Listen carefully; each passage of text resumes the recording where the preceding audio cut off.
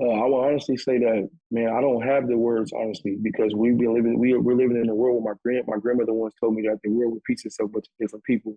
So no matter how many words that you can put together and make yours, has always been said or done before. So I would like to leave you guys with this. Nipsey Hussle once said before, like in an interview, that if you're ever going to pursue something, that you're going to experience every emotion when you're trying to pursue something, whatever that may be. For me, it was football at a point in time. Now I'm pursuing being one of the greatest sports manufacturing brands in the world. So throughout that process, I'm going to experience every emotion, but you just can't give up. That means you're going to be sad, you're going to be happy, you're going to be up, you're going to be down, you're going to experience every emotion, and it's going to be nonstop consistent, but you can't give up. But it's only one when it feels like all is falling. How do I reach out when I feel I'm all alone? When I feel all alone. How do I move on when you're the one I put my trust in? All you require me is only just believe, just believe. I'm covered by your grace again, all washed up and cleansed from sin. No longer will the devil win. You gave me victory. Welcome to the Art of Rebounding, where setbacks become setups and your bounce back is your breakthrough. I'm your host, Harold Lefty Williams, former pro athlete, motivator, and believer in second chances. Each week, we'll dive deep into stories and strategies built on positioning, persistence, and purpose to help you rise, rebuild, and reclaim your next chapter. Now, this isn't just a regular podcast. I know you're probably getting tired of me saying this over and over again, but it needs to be said. This isn't just a regular podcast.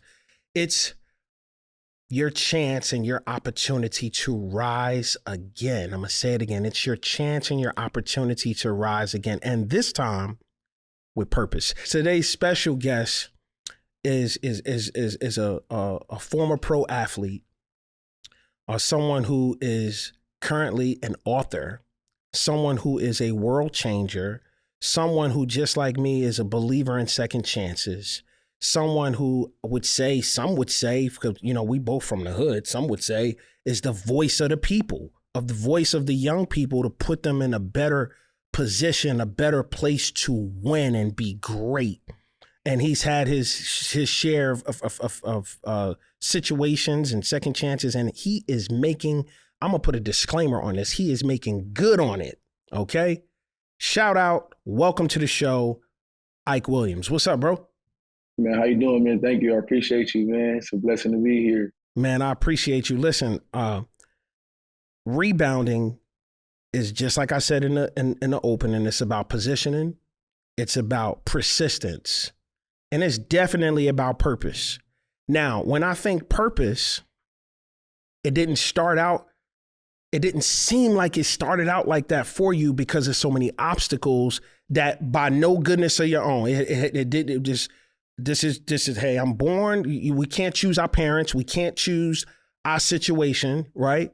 But yes, sir. But through persistence and through your perseverance, man, you're able to sit here today and be here with me. Take us behind the mountain from the beginning. All right. Let me say this. Bona fide athlete, right? University of Baylor, on his way to what had become the NFL. Bring us behind the mountain. Floor is yours. As far as the very, very beginning, man, I like to think that not only was I cursed, but I was more so fortunate because not many people are blessed enough to come from where I come from in terms of the area that I was raised in, which is South Central California, the East Side specifically. I think that it was very difficult. Obviously, there's a lot of obstacles because, like you said, we can't choose our parents and things like that. My parents just so happened to come up in the gang banging culture, like the first kind of second, the first, but end of kind of first beginning of the second generation in terms of the gang banging culture. And obviously, being in LA, one of the places of poverty throughout America in the late, if I'm not mid to late 80s, if I'm not mistaken. A lot of places of poverty hit, like crack cocaine hit a lot of places of poverty, which was they call a crack epidemic. And a lot of people don't know, but I kind of suffer from that. A lot of people in my generation, a lot of people in my age, we kind of suffer from that because our parents, our role models, the people who raised us and things like that were affected, whether they was using drugs or selling drugs.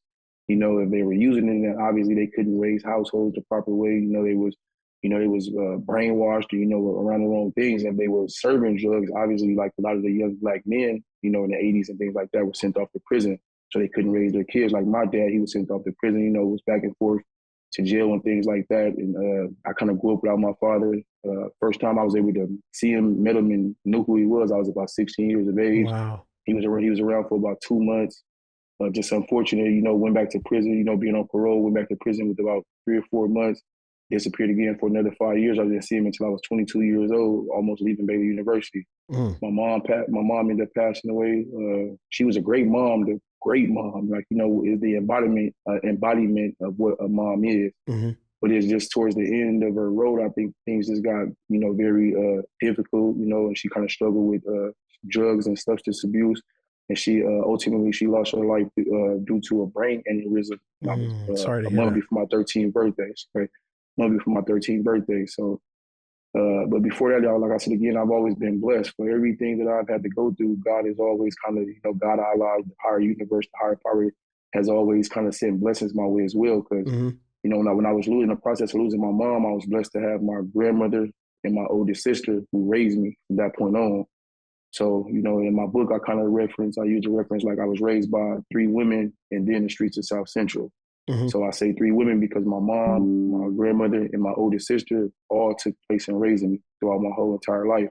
And then obviously when you come outside of the household, I've had male role models and older cousins and things like that, but a lot of them are dead due to gangbanging violence, drug overdoses and things like that.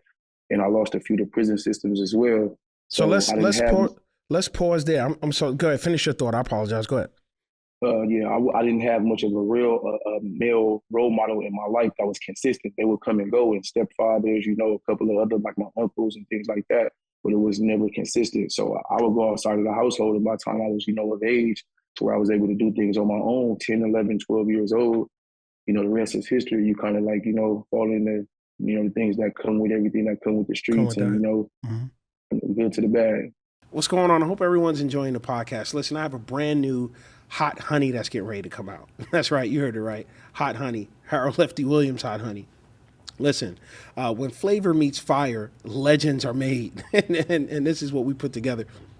I've teamed up with Creative Fire Kiln and Kitchen, and we came up with the Honey Bee Hotness. This is amazing. Shout out to Creative Fire Kiln and Kitchen. Thank you for the opportunity to have this collab and have my own Honeybee Hotness.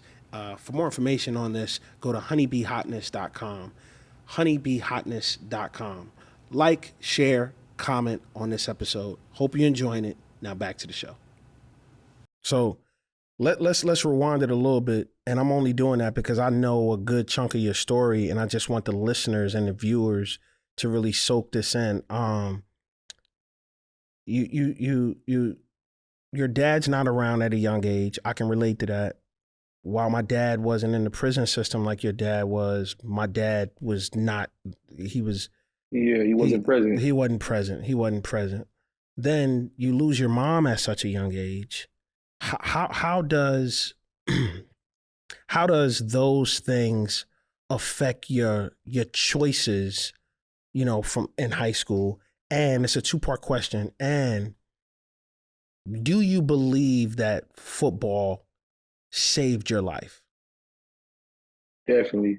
To take it back, to be honest, I would have to take it back a few years further. And this is some information I'm giving you, like some G14 classified, prevalence information right now that you're only going to get through the book and do the documentary that's coming soon. But when I was about like 5 or 6 years old, my mother was involved with a younger male who was about like 18 years of age, about 17, 18 years old. And my mom, she was married. Her husband was in prison at the time. And looking back at it, I would assume that, she was just a young woman, who kind of wanted to, I guess, had an itch maybe, or kind of wanted to have fun, but not get too involved in another situation, maybe sexually or emotionally. So she chose to, and I wouldn't say chose to, because I think maybe it was something that just happened. I know for sure my mama wasn't a pedophile or nothing crazy like that. But, in the hood, it's looked at different when younger men mess with older women. You know what I'm saying? So somehow she ended up dealing with a younger guy But this younger guy, the 17, 18-year-old guy, he was like a menace, just like banged out. Excuse my language, but in LA terms, that was just like he was just like a radical, like an old dog in a sense. You know what I'm saying?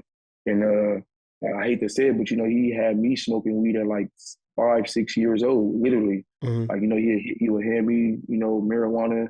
You know, I've seen it in movies. I've watched Menace to Society and things like that at such a young age. So I've seen it. I see my mom and my parents, I mean, doing this. It's around me, but I've never, you know, had to indulge. But at some point in time, I don't remember exactly how, but you know, we got to a point where we would be smoking weed together. And I remember he would like tell me to hold the weed in. I would let it out. He'd sock me in my chest, like literally cave my chest in. And I like, you know, it was like I couldn't do anything but, you know, to hit it again and this time hold it in because I didn't want to get this, you know, sock. I didn't want to get my chest caved in, obviously. But not only did he introduce me to things like that, he just introduced me to the gang life very, very early. And it may sound very weird and you think, like, how can a 5 or 6 year old be doing something like this? But if my mom is, you know, off to prison for a family visit on the weekend, and this is in the book as well, she's going to go spend a family visit with her husband for the weekend with her other children. Me, I'm the only boy. My brother is a little bit older than me, but he's in and out of the juveniles camps at the time. Right. So I'm the only guy. For whatever reason, sometimes I would want to stay. I built a bond and a relationship with him. He was like a father to me, you know, the guy who, my stepfather at the time. Right. And there would be times where I would stay, you know, in LA and my mom would go to Chino prison and for 2 days, 2 or 3 days. And I would be here with him the whole time. And, you know, we would get on the bus. We would go to his neighborhood. You know, he was from a local gang in LA. He taught me how to throw up the gang signs, you know, his hood. He, you know, he dressed me this way he dressed himself. He would sag my pants. You know, he would, I don't really remember too much having bandanas, but again, I had the attire. I had like, there were some shoes called, and this is no disrespect to nobody out there in the world through America, but this is just my reality and just my truth. But in LA, there was like, throughout the world, there was some shoes that went by the name of British Knights to where like at the time, some of the younger, Crip affiliated gang members, they would want to show their affiliation to the gang, so they would wear those shoes as a derogatory term towards the guys from the other side. So like the guys. Let me ask you this: how did that shape your focus? Because the second part of that question was because I know basketball. I know football. Turned it around for you. How'd you say, man, I'm going this way. I'm going to play football. I say that, to be honest, I would say I was introduced to that lifestyle so young and just, you know, not that I would never glorify it now because it was wrong by all means, but I was exposed to it so young that it was never something that I was able to fully put to the side. It was just something that I learned how to, once I developed a love for football at about 8 years old, I just, you know, it was something that I wanted to continue to do. But as early as 8 years old, I wasn't fortunate enough. My mom couldn't afford to pay for me to play. Sometimes we wouldn't have cars where moms couldn't drive me to practice. I didn't have a consistent male role model to take me to practice. Mom's had 6 other kids, so plus a host of nieces and nephews and that she loved and cared for. So she couldn't always, you know, just give me all that time. So when I initially, you know, I played flag football at school, 2nd grade, you know, but tackle football, which is where I really truly fell in love with the game, it didn't come till a little later on. But when it did come into my life, I didn't fully understand that this is a life-changing opportunity in terms of what sports could do. You know what I'm saying? Right. I didn't fully understand that until I was about 16 years old, maybe going into 11th grade. And that's when I figured, hey, this is, you know, I was already kind of somewhat in love with the LA lifestyle, just kind of infatuated with the LA lifestyle. So, and then you seeing other guys that were successful doing it, like Deshaun Jackson, who boastfully like represented like LA, like you know, where you got he's guys from, like, being proud of where he's from. Yeah, just exactly. So when you got guys who proud to represent where we come from, you know, which is really looked down upon in different places of the world, it kind of makes you want to carry on that same harmonic. Like if D-Jack doing it, he made it to, you know, California, Berkeley, you know, with a top ranked player, I could do the same thing he doing, you know?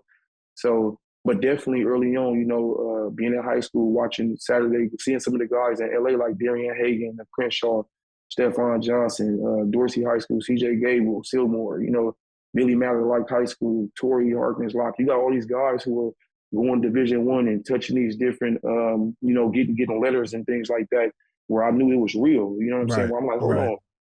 My brother, Billy Mallard, Torrey Harkins, the guys I'm playing with, they getting letters by UCLA, USC, handwritten letters by Pete Carroll. This is Like, what's that possible for about? me. Now this And then possible for me. then I'm seeing guys a year before. I was just playing against you guys at, Dorsey High School and Crenshaw. And now you guys are literally playing on Saturdays at the Coliseum and at the Rose Bowl. It's like, hold on, it may be something there. At that point, it's almost like it's within reach. It's within arm's reach. I could smell it. And if I could smell it, then I probably could touch it. It's possible. It's possible. So I wouldn't even say probably. I would say that early on, seeing as that I had to overcome so many obstacles as a kid. Like, I remember I went through like a mental, I didn't know that it was a mental breakdown. I didn't understand what this process was until later on in life. But I went through a phase when I lost my mom for about 2 years where I would now classify it as a phase of me where I almost kind of lost my mind. I was going like psychotic in a sense, where I wasn't really like there in the mind. You know what I'm saying? I always say this, all of life takes place in between your two ears. Exactly. It's a process. It's all of it. It's everything. I lost my dad, and I never forget after I buried him.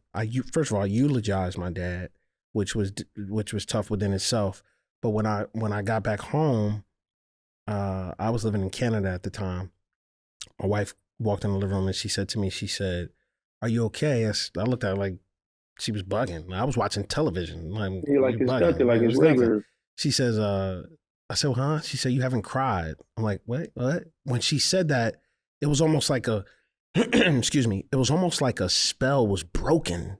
And then I just began to just weep. And I fell into kind of like what you're talking about.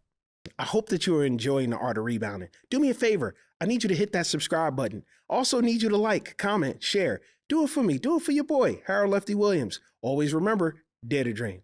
Yeah. It's crazy that you say that, man, because me personally, I've dealt with death. I would say at about 5 years old was my earliest, reality, real life experience with death. My cousin ended up passing away. We could get into that another time. Went to the funeral, touched my mama, told me to kiss her. I touched the body, kissed her. I realized she was cold, hard, all that type of stuff. So by the time my mom passed away, just 7, 8 years later, and I had been to maybe 3 or 4, maybe about 5 to 7 funerals since then. I could differentiate the smell of death, in terms of funeral, like a florist, like the churches, like things of that nature. So when my mom actually died, I was more scared than anything. So I didn't cry. Like I said, I was confused for one. I didn't understand it. I didn't think it was real. I didn't want it to be real. It didn't seem real.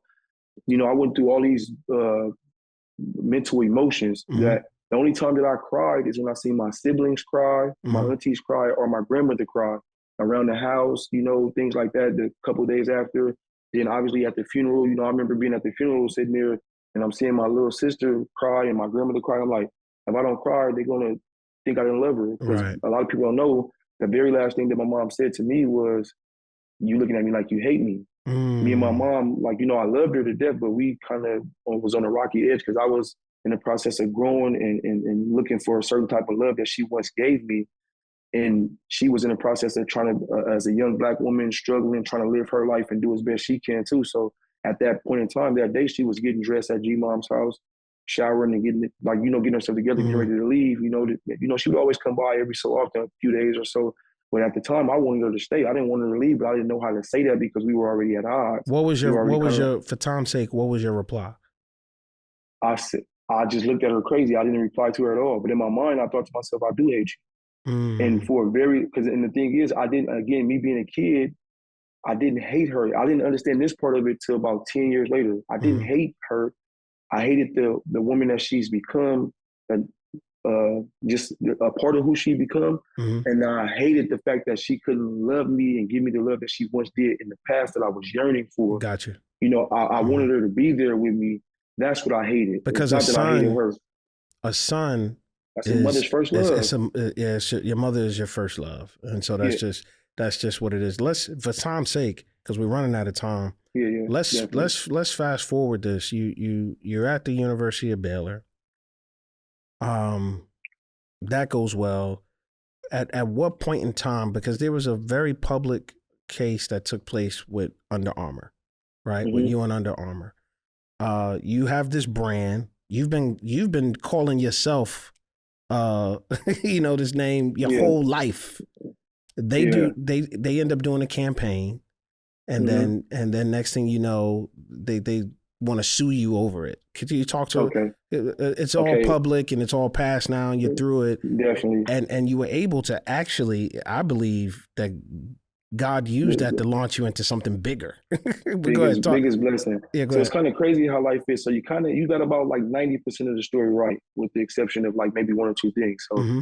just to take it back, like you said, from day one, once you pick up your cleats, your basketball, whatever it is that you're doing, and you're acknowledged as somewhat of an athlete who can achieve some of these goals, which are somewhat conceived as unachievable Mm-hmm. when you come into places of poverty, especially, we're already a brand. It's just the sad thing is we don't know it yet. Mm-hmm. That's why Nike, Adidas, Under Armour, McDonald's, all these guys come to us. They're brands already who's been built 60, 70, Mm-hmm. years, generational brands who's been built. And they get on the backs of, the people who play sports who are just so happen 70% come from the places of poverty and things like that. Right. And not even then, it's not even just poverty. They're gonna come get up on you anyway, and they would expect us, or give us incentives and things like that to carry the brands per se. And if you don't understand business and things like that, you don't even understand what you're doing. So Right. we are already branding ourselves, whether we know it or not, regardless. Mm-hmm. But so I would say, since I played sports, I've already been branding myself. My real name is Ike Williams. I go by the name Ike Williams due to football, Mm-hmm. just to shorten the name. Mm-hmm. And just like my football coaches gave me the name Ike Williams, at some point early on, I started to go by the name. I don't really want to say it just simply because it's out of respect Right. due You to don't the have to Under say Armour it. brand. We and But they have a. I think. I'll show Yeah. some B-roll Yes. in I this. mean, no. We can say it because it's all global. It's all already public out records, there. man. Yeah. So they early on, Under Armour used the term "I will." They campaigned and did a lot of things around the term "I will." Mm-hmm. As you know, it's no different than like Nike having it's like a slogan. Like Mm-hmm. Nike has "Just Do It." Correct. Adidas would have 3 stripes at a point in time. Mm-hmm. And I would just stick to those 3 brands because those are the 3-headed monsters in terms of sports manufacturing for all of the pro teams and all of the teams that matter out here Right. now today. So but they had the "I will" thing. Me being at Baylor, things like that. I initially started off with a Twitter. I will _4. I wear number 4. My name's Ike Williams. I _will 4. Same thing like Terrence Williams at the time. He's a teammate of mine. His handle was T_will2. Mm-hmm. Same thing with RG3. RG3 is just, Mm-hmm. so I started to handle it in. I didn't think nothing of it. I didn't see myself as a brand early on. So after I play alongside the Heisman Trophy winner, I run a 4.37 at my pro day. I get this NFL opportunity, get a couple of CFL small opportunities, Mm-hmm. Play some arena football, do some acting and modeling and things like that. Mm-hmm. I had my guy Nip who like, hey man, you a brand, bro. Like, what are you No, doing? we gotta like, put some. I'm not being disrespectful at all to you. It's just I love him so much. We gotta definitely. we gotta let the listeners know, because you like jumped over there. You like, yeah, my guy Nip. Like we gotta that's like that's the Tupac of this generation. Definitely, man. So we gotta let everybody know who you're talking about. You're talking about Nipsey Hussle. Go ahead. Yeah, Nipsey Hussle, Airman's Ashkodon, prolific, so gifted, that the one that we all know. It's so unfortunate that so many people learned about him in despite of his death, right? Versus knowing about him and what he was representing and the things that he was teaching, like he prior to him being murdered, right? But you were saying Nip said to you, yeah. So Nip, I was already rubbing shoulders with Nip just based off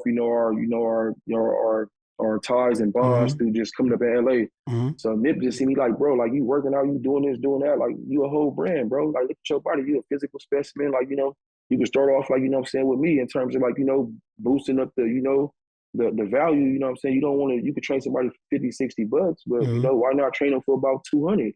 Somebody like me, celebrities. He wasn't really getting at that, but that's basically what he was getting at, higher end clientele. So I'm like, dang, the whole goal at that time was just to feed I didn't even have a son at the time. I just wanted to feed myself. I was just trying to figure out life after football, nothing more. I had no intent to do anything else. I was gang banging in the hood every day. My football opportunities was coming very, very low and limited. So I would spend more time in the ghetto. Unfortunately, I just was looking for a way out. I didn't want to work for nobody. I figured that football was my way. I just always intended on making big money. You know, acting and modeling didn't go my way. I'm just trying something else. You know, if this don't work, I'm trying this. This don't work, I'm trying that. So they come to the point to where I didn't see myself as what I knew. I just see myself as, okay, I'm a trained nip, you know, start off there. I got another guy, Kev, on stage. He's he comedian right now.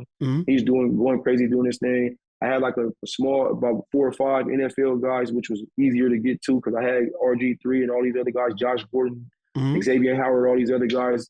So it was easy to get the clientele kind of going. So one thing about me, I always kind of been a guy for the community. I told myself, whenever I made it to the NFL, I always want to give back. So I kind of started putting things under the brand. I want to do speaking engagements. I want to do this, and this, give back to the kids. I want to teach the kids through my book and documentary. All these things I already had in play. So, but I didn't speak on these things yet. So I eventually got a logo made by George Peniche, Nip guy. You know what I'm saying? I'm just, you know, following the game. Guy with Idris Sindhu, got an app made, a sports motivational, inspirational app made. Start, you know, investing money into myself, doing my thing.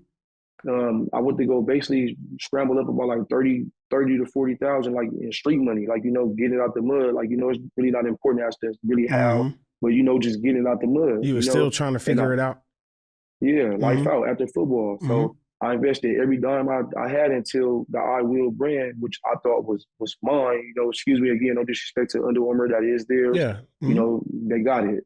So I make a flyer, you know, do some small things. And again, I've never done business before. I don't have a father, a daddy, a brother to teach me any of these things. And by the time my brother did know, you know, I wasn't smart enough to go that route to really learn the back end of it in terms of paperwork, trademarks, LLCs, all the things that truly matter. So I just seen it as, you know, and I also didn't see it as stealing or nothing like that. So by the time I started to actually real life brand myself, I think I was doing so good. You know, the Instagram is going crazy. I got getting 2,000-3,000 likes on pictures. You know, I got the young high school guys tapping in. Go ahead. For Tom's sake, because I want to get to it. Yeah. Under Armour ends up doing a cease and desist. So Under Armour, they basically one day I wake up at my house. Under Armour, my sister told me come downstairs. My fat mama, Under Armour, give me a piece of. I mean, they hand me this. I mean, a white guy hand me this being served big sheet of paper. You being served. I'm like. I look at it, it says Under Armour Inc. versus Ike Williams, Baltimore, Maryland, all of this stuff. I'm like, wait, what? So I get to looking, it's like a real like case, like a criminal case. I haven't been into too much criminal trouble, so I haven't even really seen too many case files like that. And I'm looking through the case files, they got screenshots on my Instagram, this, that, basically them creating a story as to why they feel like this is what it is. Why they feel like they can actually pursue this. They said this is our name, you know, the brand.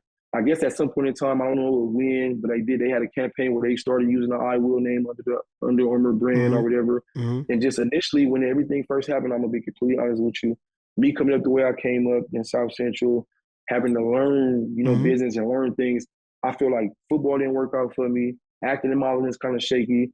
Like, God, I don't know what you're trying to show me, what's going on, but I'm not letting nobody take this from me. Right. So when they got up on me, I went out my way to find out, hey, who's the founder, who's this, that, what is going on here? So I'm reaching out to the higher end people. They get to the point where I'm like, hey man, we could collab or something like that, bro. But you know, Let's collab. But I'm really not about to let y'all just do this. Like, bro, I've been called this person. This is who I am my whole life. Yeah, I'm not about to just let nobody just take this from me. And I get that. I understand where you headed. So my question now is, you launched this whole new brand. You like, you know what? Y'all got that. You can have that. You started this new brand that is working for you on your behalf. It's going great. And tell everybody what the new brand is. So the new brand is, what happened was I ended up having a cease and desist because I didn't have a $40 million to fight the case against a $16 billion company, obviously. So I had to scratch fight, you know, get it out the mud again. You know, obviously it was so unfortunate, but I invested like another, you know, 40,000 to the brand. With merchandise, you know, back end things like the app, the motivational, inspirational app, things like that. And I decided to come with my name. One day I was sitting at home after about a year, just, you know, going through it, like stressing and going through it, giving up on myself and, you know, everything that come with that. I'm sitting at home one day, I'm looking, I'm like, dang, got some Tommy Hilfiger jaws right there. Mm-hmm. Like, that's a dope. Because as you start doing things, you view life and things differently. You know, as a brand owner, you know, you're starting to see things differently. Everything is from a brand's perspective. So I just so happened to wear a Dior shirt that night to the club the night before. I'm like, damn, Dior. I know Justin Combs. That's my boy. Like, his middle name is Dior. That's like a government name. I look on the ground. I wore some red bottoms that night, the night before. I'm like, Christian Louboutin. That's a government name. Now I'm like on to something. I get out the bed, get in the closet. I'm looking through stuff. Government name, government name, government name, government name. They try to take my name. Basically, when you take my name, you're taking my story. The way I see it, you take my name, you take my story, you're taking everything from me. You went from me of nothing. I don't have nothing. Right. So I said, you know what? There was a few people that was very, very close to me in here that was, you know, sentimental to I held their word, you know, high value of their words. They had already been telling me, like, man, just rename it. You know, do your thing. So what did you name it? What did you name it? I renamed the brand, just my name, myself. Ike Williams Athletics. Ike Williams the brand. Ike Williams Athletics. The slogan is prevail, you know, and what I want to do is I want to motivate and inspire as many youth, as many people as I can, that you too can prevail. You know, just how you got the art of rebounding, you know, it correlates to basketball, things like that. My situation is the art of prevailing. My whole life I've been having to prevail, you know, my whole entire life, literally. Even when I'm winning, it's like a lot of people don't know, but even when you're winning, you're still going through things. Listen, here's the thing. You get stretched, and then you birthed into something, then you get stretched again, then you get birthed into something else, and you go from glory to glory and level to level, and it keeps going higher. Consistent. It never stops. It never stops. So here's the thing. Go ahead. I'm sorry. Finish. Go ahead. Yeah, the once I realized that life is just a consistency of overcoming obstacles, overcoming hardships, trials, tribulations, and in the end, like, you know, it's all about prevailing. That part. It was good. That part. From that point on, there was nothing else to worry about. We're gonna have you back on soon for part 2, just because we didn't really get a chance to peel back the whole onion. Again, I know the story, and I don't want to spoil it for the viewers because I'd rather it come from your mouth, but and the listeners. But I want you to look into the camera. There's someone who's driving right now. There's someone who they've stumbled upon this YouTube channel, and there it is. Here's this guy talking who I can relate to. 30 seconds max. What would you say to that person who comes from where you come from? You were constantly faced with decisions. Ultimately, you made the right decision. It was a long way journey for you, but you kept choosing to, okay, now I'm going to do this. Now I'm going to do that. Now I'm going to do that. There's someone sitting there and listening, and they're just saying, well, I don't know which way I'm going to turn. I don't know how I'm going to do that. What would you say to that person? 30 seconds. I will honestly say that, man, I don't have the words, honestly, because we're living in a world where my grandmother once told me that the world repeats itself but to different people. So no matter how many words that you can put together and make yours, has always been said or done before. So I would like to leave you guys with this. Nipsey Hussle once said before, like in an interview, that if you're ever going to pursue something, that you're going to experience every emotion when you're trying to pursue something, whatever that may be. For me, it was football at a point in time. Now I'm pursuing being one of the greatest sports manufacturing brands in the world. Like, you know, so throughout that process, I'm going to experience every emotion, but you just can't give up. That means you're going to be sad, you're going to be happy, you're going to be up, you're going to be down, you're going to experience every emotion, and it's going to be nonstop consistent, but you can't give up. So I will leave you guys with that, man. No matter the road, roll with the punches. Don't ever give up. As long as you keep on going, you will win. You know what I'm saying? If it ain't okay, it ain't the end. Listen, I hope everyone's enjoying the podcast. I wanted to get a chance to come on and tell you quickly that I have a brand new book that's getting ready to come out. It's called, you guessed it, The Art of Rebounding. I'm going to help you bounce back. I'm going to show you different ways on how you can position yourself. I'm going to show you how you can persevere, how you too can get through to grab control and position yourself into the purpose that you want to see. So make sure that you go to theartofrebounding.com to join the waiting list. Head on over to theartofrebounding.com to join the waiting list. If you haven't gotten a chance to follow or subscribe to the audio side of the show, make sure you go to iHeart Radio and do that first. And then you can go to every other platform and do it as well. All right? Now, back to the show. No, I love it. I love it. Listen, let me give you your flowers real fast. Because what we didn't get a chance to get into is the fact that the father, I guess, that you weren't able to have, you now are. And there's a painting of myself, and maybe I'll share this one too with the listeners, with the viewers. I have a painting of my younger self, my current self, and it's a postage stamp. And in writing, it says, "I'm the father I never had." So let me give you the flowers of being a great father to your son. Let me give you, the flowers of, trying to teach your son, the right way, or try to keep him going down a path of his purpose, because it's important. I didn't have it. You didn't have it. But now we get to be it for our family.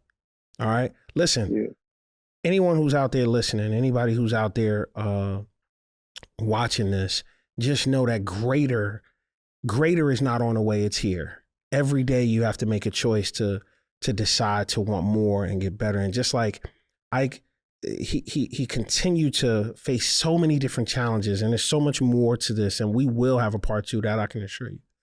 Thank you, man. But he was able to continue to keep going and keep going and keep going. It's not perfect, but it definitely is all God. And if God's hand is on it, it's no other choice but to be successful. And just like I'm proud of him, I'm proud of you, because if you can, I heard Les Brown say this. He said, if you fall, try to fall on your back, because if you can look up, you can get up. I really appreciate you, bro. Thank you for coming on the show. And I'm definitely going to have you back. That I promise you. That's it for today's episode of The Art of Rebounding. Remember, the fall isn't what defines you. It's how you rise that writes your legacy. Whether you're rebounding from a loss, recentering your purpose, or just learning how to stand again, know this: you're not alone. You never were alone. You were made for more. You were built to bounce back. Until next time, keep showing up, keep positioning yourself, and keep pushing with purpose, because your rebound, it's not just coming, it's already in motion. Find me on social media at The Art of Rebounding. And if you want to follow me, your boy Lefty, it's at Lefty Williams 42. I'm always down to hear more about your comebacks, and I want to hear how you were able to bounce back and position yourself like Ike is doing today. Until next time, always remember, dare to dream.